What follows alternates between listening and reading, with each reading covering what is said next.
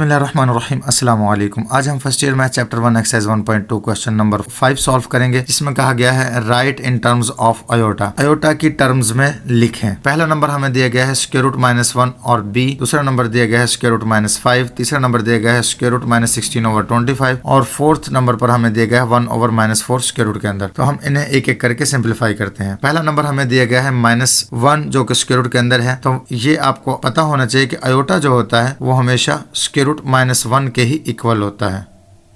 तो इस तरह से स्क्वायर रूट -1 जो है उसकी जगह पर अयोटा आ जाएगा और b एज इट इज आ जाएगा। नेक्स्ट नंबर हमारे पास है -स्क्वायर रूट 5। तो स्क्वायर रूट -5 में से हम लिख सकते हैं कि 5 मल्टीप्लाई बाय -1। तो -1 जो है वो अयोटा स्क्वायर के इक्वल होता है। तो स्क्वायर से स्क्वायर रूट कैंसिल होकर अयोटा बाहर निकल जाएगा और 5 स्क्वायर रूट के अंदर रह जाएगा और इस तरह से आंसर आ जाएगा। या आप डायरेक्ट भी याद रख सकते हैं कि जब भी कोई स्क्वायर रूट के अंदर माइनस आ जाए, अगर उस माइनस को स्क्वायर रूट के अंदर से बाहर निकालोगे तो वो अयोटा में कन्वर्ट हो जाएगा और square root 5 as it is आ जाएगा। तो इस तरह से आप डायरेक्ट भी याद रख सकते हैं। नेक्स्ट हमें दिया गया है क्वेश्चन -16/25 स्क्वायर रूट के अंदर। तो इसमें से भी हम -1 मल्टीप्लाई बाय 16/25 लिख सकते हैं। तो 16/25 को हम अलग से कर सकते हैं। यहाँ डायरेक्ट हम इसको एज इट इज लिख सकते थे कि अयोटा को हम बाहर निकाल देते, मीन माइनस को हम बाहर निकालेंगे तो वो अयोटा बन जाएगा और बाकी 16/25 एज इट इज आ जाएगा। तो ये भी आंसर लिखा जा सकता है। या हम इस तरह से सिंप्लीफाई कर सकते हैं कि हमने -1 जो था वो अयोटा स्क्वायर लिख दिया और जो 16/25 था 16 4 का स्क्वायर होता है, 25 जो है वो 5 का स्क्वायर होता है, इसलिए 4/5 का होल स्क्वायर हो गया। तो ये अयोटा का भी स्क्वायर और 4/5 का स्क्वायर है, तो होल स्क्वायर बनाकर हम स्क्वायर रूट से कैंसिल कर सकते हैं। तो अयोटा 4/5 आंसर आ सकता है। नेक्स्ट पार्ट करते हैं जी। नेक्स्ट में हमें स्क्वायर रूट के अंदर 1/-4 दिया गया है। तो माइनस को नीचे से हम ऊपर ला सकते हैं और ऊपर से हम मजीद उसे ऊपर 1 के साथ भी लिख सकते हैं। तो ऊपर -1 है जो अयोटा स्क्वायर बन जाएगा और 4 जो है वो 2 का स्क्वायर हो जाता है। तो अयोटा ओवर 2 जो है होल स्क्वायर बन जाएगा और वो स्क्वायर रूट से कैंसिल होकर अयोटा ओवर 2 आंसर आ जाएगा। या डायरेक्ट आप लिख सकते हैं कि जब हमारे पास -1/4 है तो माइनस को आप बाहर निकाल कर अयोटा बना दें और स्क्वायर रूट के अंदर 1/4 लिख दें, तब भी आंसर ठीक होगा, क्योंकि जस्ट हमें अयोटा की टर्म्स में ही लिखना था। तो उम्मीद है आपको ये क्वेश्चन समझ आ गया होगा। मिलते हैं नेक्स्ट वीडियो में, तब तक के लिए